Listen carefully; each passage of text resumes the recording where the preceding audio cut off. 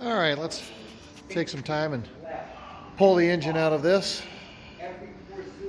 I have never done the whole lift the car off the engine thing, so I'm going to try that.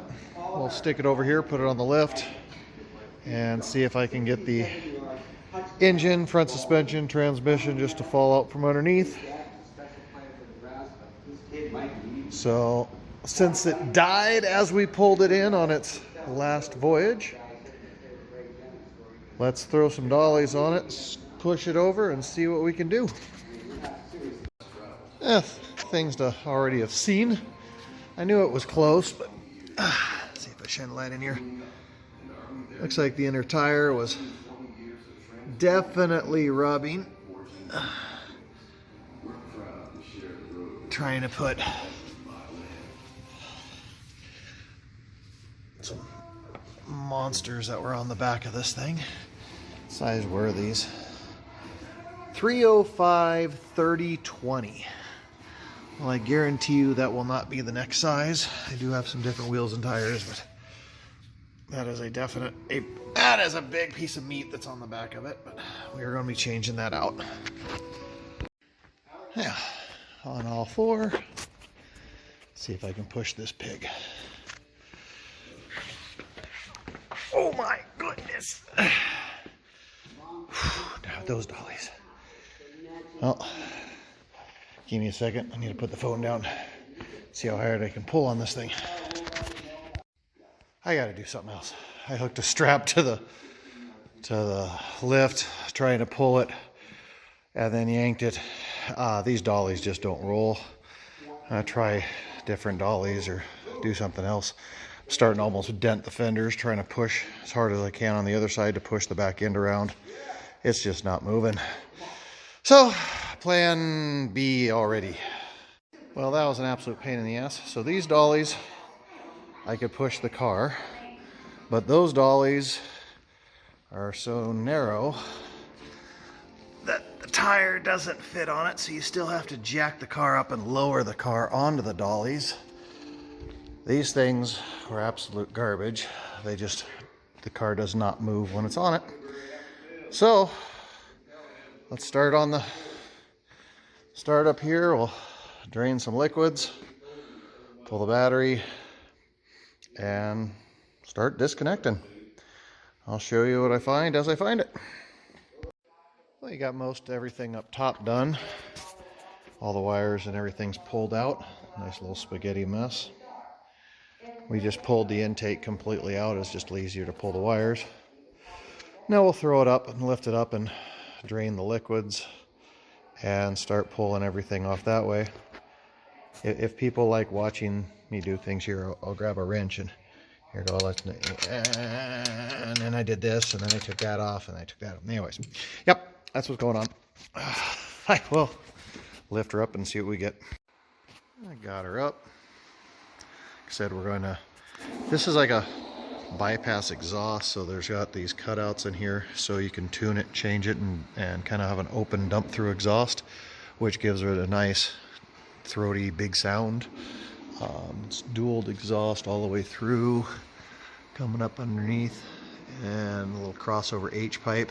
This had such horrendous resignation.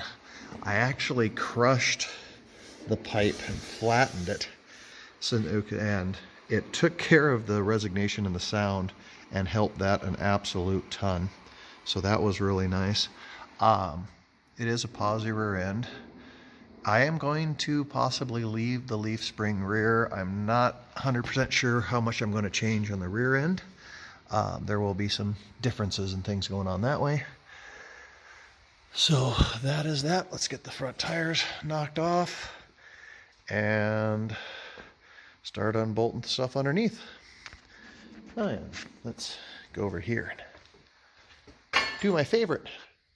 Ta-da! Now I can see what I'm doing. All right. Hey, you always have to have some drama, right? So our lovely exhaust flanges. This one bolt right here takes a 3/8 socket on top and a 9/16 nut on the bottom. I've got all the other bolts out. And that one's not coming off. Won't go forward, won't go back. We were with the ratchet, then I went with the impact, and then I jumped up to the 1/2 inch impact with an adapter on it on the socket, and then used the Mac Tools 3/8 socket to hold the top, and I broke the socket. So I broke an impact socket on the top trying to blow that apart. So now you get the torch, bitch. All right, so here's the game plan, plus a little original Superman 1978. Figure it's fitting for the situation. So plan 7.2-7 is, I think I have everything off underneath. The torsion bars have been driven out. The exhaust has been taken out. The transmission is off. The transmission cross member is off. We have a strap just kind of holding the back of the transmission at the moment.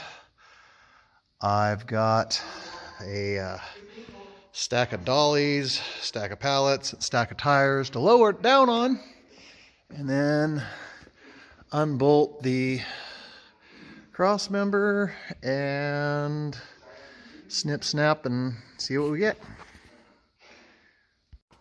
All right, well, I've got the transmission.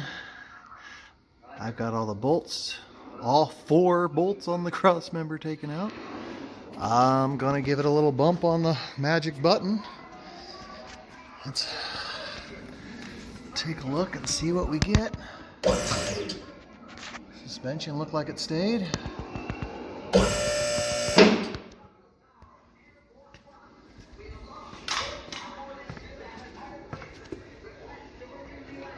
Power steering's there. Motor's there. We definitely have separation. Motor's much lower than it used to was. Got a lot of wires hanging down that I need to reach up top and see if they pull through. I think everybody's disconnected. Sorry for the shake, but I have a natural shake. But all right, I'm gonna crawl up on top, tug on some harness wires, and go a little higher.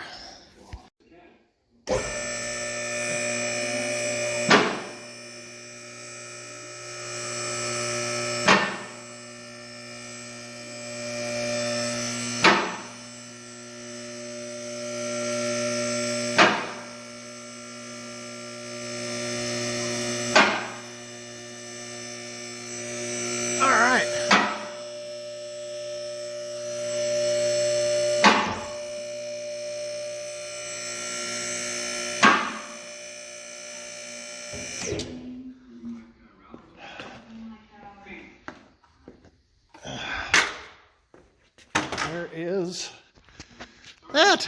I have never done that before. I put all this in from the top side before. It's kind of a crazy thing. Cool little design, but also I've only had a lift for just a little while since I built this shop. So there that is. I'll pull it over here and bust it apart a little bit, and I'll tear some of it down. Might as well do a little bit of an inspection on it and see what it is that caused the problems of before. And yes, for all you haters out there of what color an engine block's supposed to be, I painted it orange when I originally built it, and I give 0 craps if you care. I might paint the next one purple. Who knows? I think it's funny that people get all worked up over what color an engine block is supposed to be by what year the vehicle is and what size the motor is.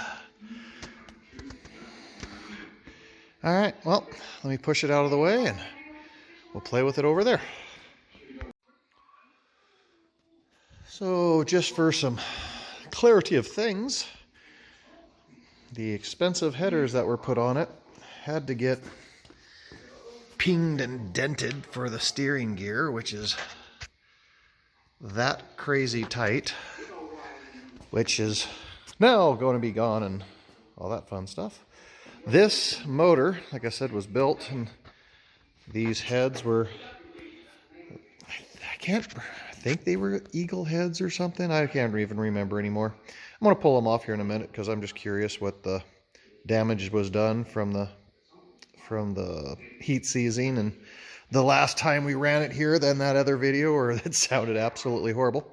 And anyone in the know mightn't recognize the transmission. That's actually the early 2000s truck transmission. And I mated it to this motor for the car, changed the tail shaft, had to do some custom grinding on my custom whoop-de-doo crappily made but worked for what I did cross member. That's basically so I could have controlled shifting and things that direction with it. It had overdrive. It got down the road pretty dang well. It's cruised 80, 90, no problem, as far as just a cruiser. There's the other set of headers. They're in pretty good shape. So we'll kill the cross member, tear it apart. I'll start breaking it down. And it's getting kind of late. I started on this about noon today. So I'm probably going to call it for the evening. Got the car supported. Took the tires off the back before I lifted it because I was thinking to take a little bit of weight off that back end once it's lifted up so it stays balanced on the lift. So that is that.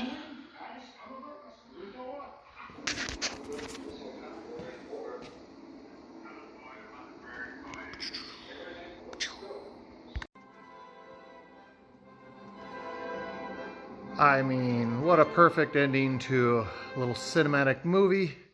I don't know why it just buffered. The motor tore apart. Or not tore apart. Pulled off the cross member. And of course made a mess and scarred.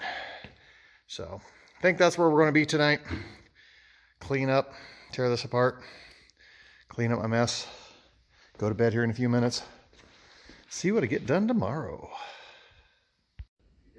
Well, I wanted to separate it before I left, and I could not get that good old torque converter, nice mess here, pulled off.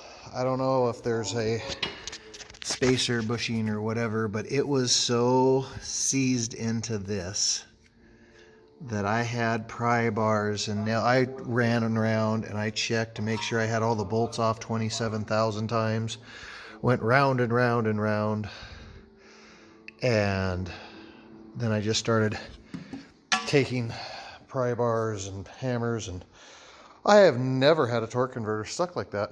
It doesn't seem like it was spaced wrong for the transmission and the thrust, and the end that way it was all correct, but my God, was that thing stuck. So anyways, that's that. Let's see where we're at tomorrow. All right, Derek, calm down. So we got a little vice grip garage in the background while we tear down said engine over here. Let's tear it down. Let's find out what actually is wrong and what gone bad on the motor when it seized up. And also on the side note of oil's expensive. So the tranny fluid that I took out of the other transmission, we're gonna dump in that container with a little screen in it and wrap it with tape and label it automatic transmission fluid from Cuda version 1. We're gonna save the oil from the engine simply because we've got tractors and garbage and old trucks around here that sometimes just need something to dump some oil in. And you know what? People that run chainsaws, old engine oil with a little bit of motor honey thrown in it works great for bar lube. So I'm gonna pull this out and let's inspect to see how oil filings and whatever that's going to be. So I want 2 hands so I can try to catch some of that. Saved me a gallon. I don't see any metal filings or anything coming out. So let's tear the top apart, see what we get. I tore down. The oil looked pretty decent. Just pulled these bolts up on top there. The nice part, a lot of this stuff, it's like O-ring sealed. And you can tell I'm not being real clean about stuff, so if dirt crap falls inside, it's got to get rebuilt, so it is what it is. Got those off. But the valves look pretty decent.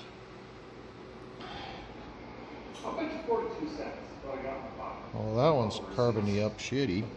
The rest of those are pretty shiny down inside. They don't look bent.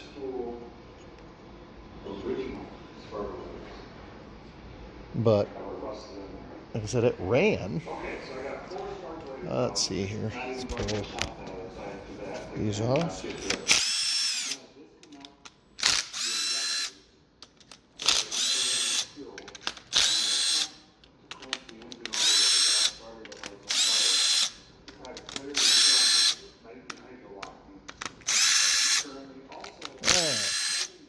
See what this one looks like. And we'll pull the head and see what we get.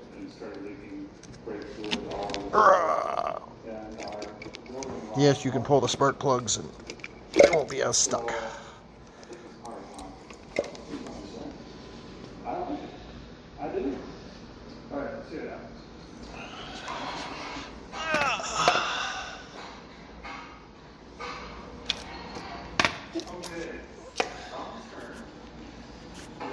Well, ain't nothing visually obvious.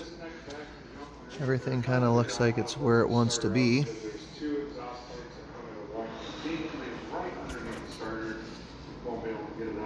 There's my... Where did I just see that? Labeled on the push rod. This thing's crazy clean. It did not have many miles I got on it. Like I said, I just built it, had it up and going. And smoked the motor over a damn radiator cap, but I think we talked about that in previous, so I'm not going to bring that back up. But let's pull some head bolts and pull the heads off, and I think that's as far as I'm going to tear it down. I'm not going to pull pistons or anything, but let's pull the heads and see what it looks like. Alright, pop the bolts on this side. The other side's still tight, but let's take the push rods out and let's go see if we have just a bent rod. And I'm doing this very, precise and exact at which hole they came out of. And just yank them out. So there's that sides.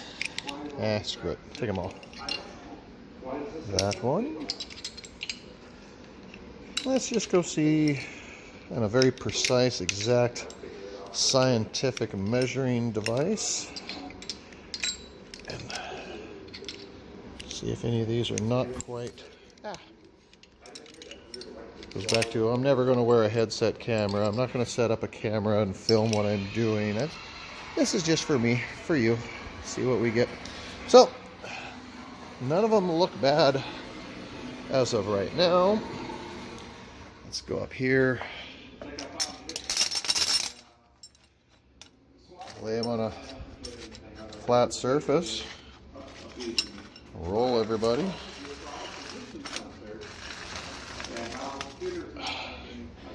They all roll perfectly level. So none of them. That's not the case. So see if I can do this with one hand. I probably need to pull the bolts. Uno bolt. 2 bolts. I'll put our bolts in here.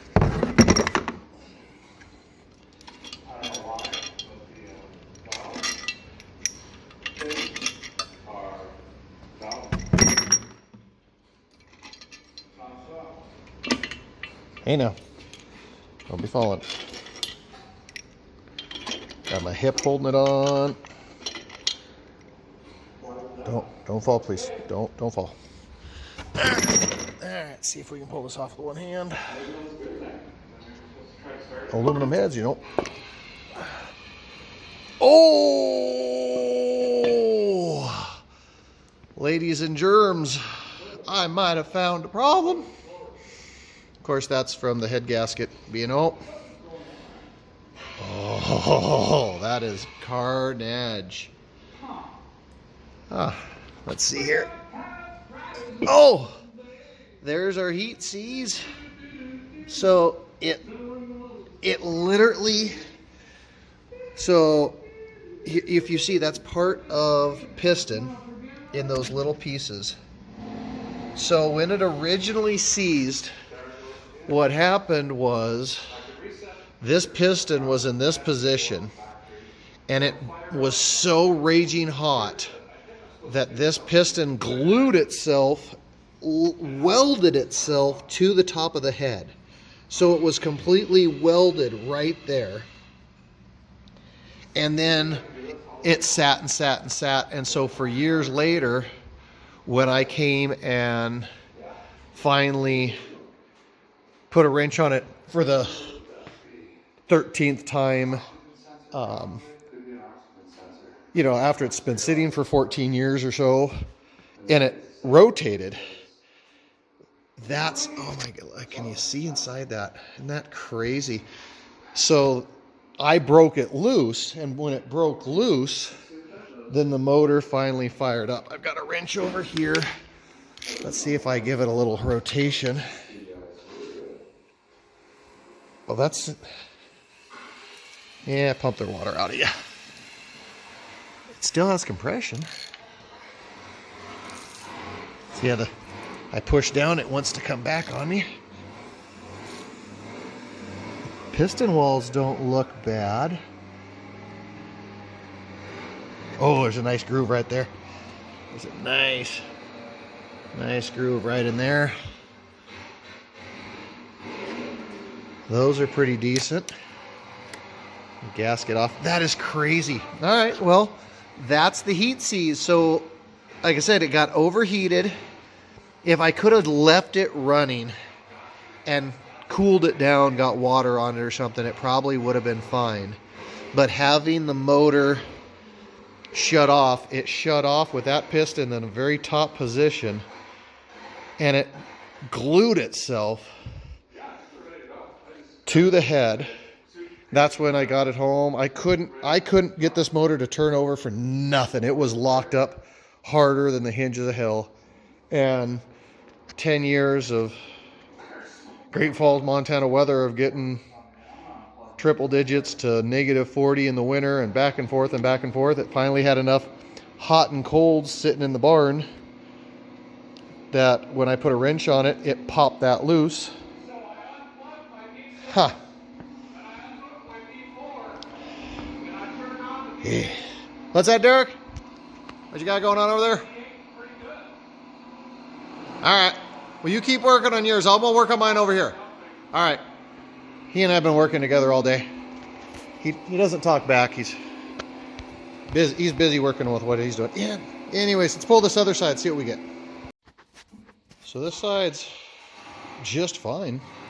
The heads, it looks just fine.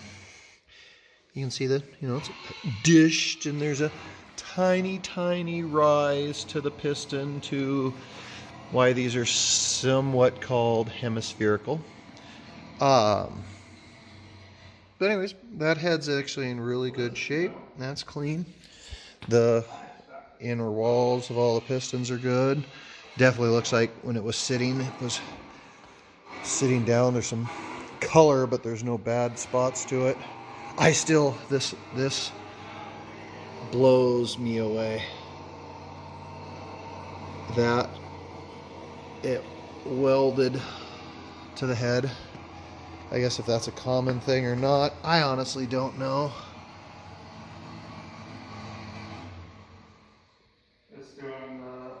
That's just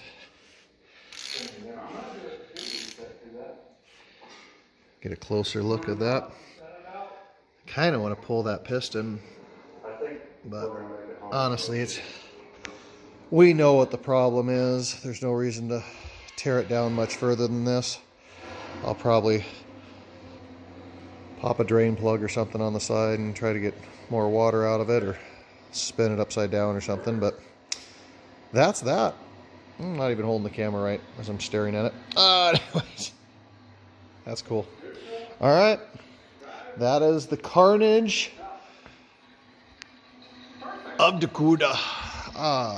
New motor is here. I bought the new motor a couple of years ago in anticipation of this project.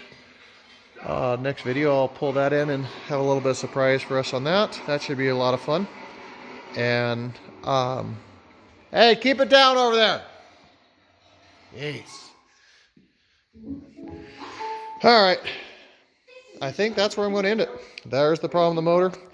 I'm going to talk to my engine builder, find out what's worth, not worth on this. Like I said, it's got a cam in it of some sort of, got to look up old paperwork.